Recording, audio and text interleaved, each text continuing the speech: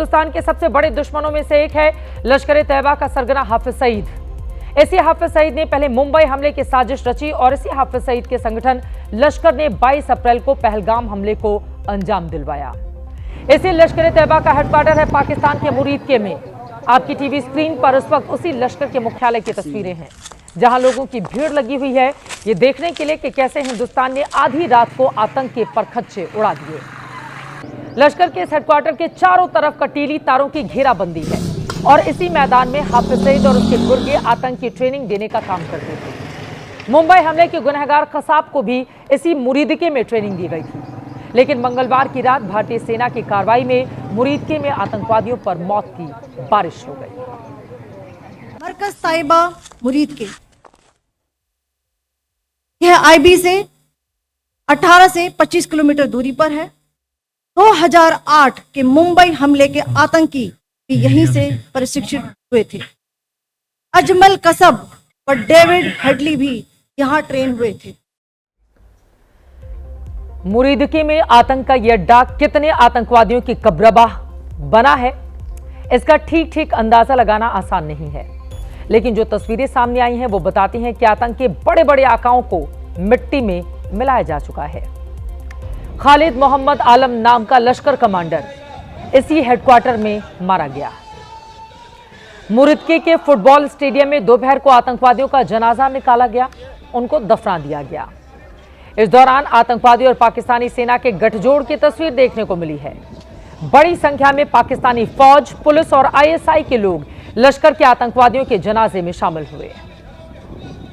अगर तू पानी बंद करेगा इंशाअल्लाह हम तेरी सांस बंद करेंगे, इन दरियाओं में फिर खून बहेगा। आतंक का आका हाफिज सईद पानी रोकने पर खून की दरिया बहाने की धमकी दे रहा था। हिंदुस्तान के वीरों ने इसके घर में घुसकर इसके हेडक्वार्टर में आतंकियों का खून बहाया और अब खुद ये मौत के डर से बिल में घुस चुका है। हम मानते हैं मोदी, तुम मेरे वालिद को निशाना बनाना चाहते हो। मंगलवार को दिन में हाफिज के बेटे ने बाप की मौत की आशंका जताई। रात होते होते बाप तो बच गया, लेकिन इसके आतंकी रिश्तेदार को जहन्नुम का रास्ता दिखा दिया गया। मुरीदके में लश्कर के इस हेडक्वार्टर के अंदर की तस्वीरें देखिए। पूरी तरह से इमारत बर्बाद हो चुकी है। अब लश्कर का ये मुख्यालय किसी खंडहर की तरह नजर आ रहा है।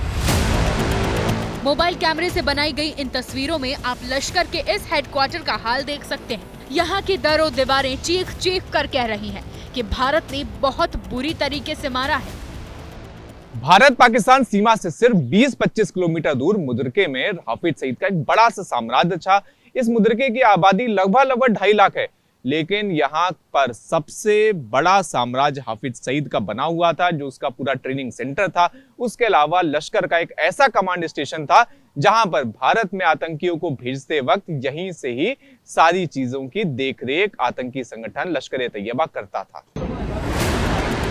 लेकिन अब जो इसका हाल किया गया है, उसके बाद ये हिंदुस्तान के खिलाफ सोचने से पहले 100 बार सोचेगा। पहलगाम में जो हमला 22 अप्रैल को हुआ, उस हमले की साजिश रचने वालों में लश्कर का डिप्टी कमांडर सैफुल्लाह कसूरी था।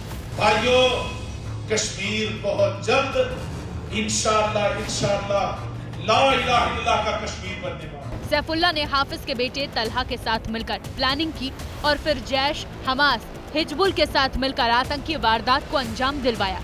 मंगलवार की रात मुरीदके पर भारत की कार्रवाई किस तरह से हुई, ये वहाँ के चश्मदीद बता रहे हैं। 12:45 का टाइम था।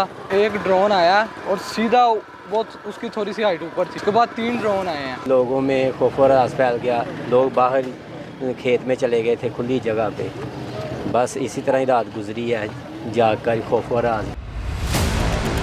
आतंक का ये ठिकाना तो नेस्तनाबूद हो गया है, लेकिन जब तक आतंक का ये आका नहीं माना जाता, तब तक ये बदला पूरा नहीं होगा।